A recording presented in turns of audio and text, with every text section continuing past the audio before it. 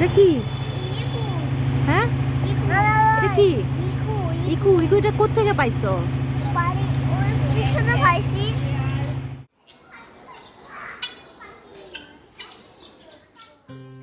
আমার কাছে সুনামগঞ্জ মানেই একটা শান্তির জায়গা। ছোটবেলায় আমার নানু থাকতেন সুনামগঞ্জে। প্রতি ডিসেম্বরে আমরা স্কুল ছুটি হলেই নানুর বাসায় থাকতে যেতাম। নানু আমাদের জন্য খুব মজার পিঠা, চিড়া আর আচার বানিয়ে রাখতেন। আমরা কাজিনরা মিলে সেগুলো খুব মজা করে খেতাম।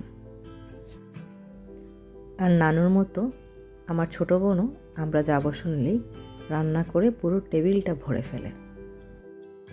ভাবলে অবাক লাগে, যে মেয়েটা বিয়ের আগে কখনো রান্নাই করেনি, সেই মেয়েটা কিভাবে যেন বিয়ের পর এত এক্সপার্ট রাঁধুনি হয়ে গেল।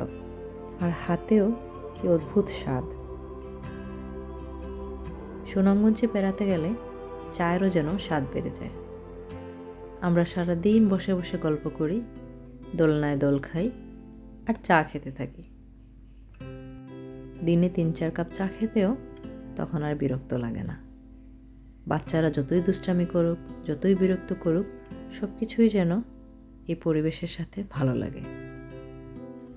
বাসায় আসার পরও বারবার মনে হতে থাকে, আবার কবে যাব, এভাবে চা খেয়ে খেয়ে বসে আড্ডা দেব।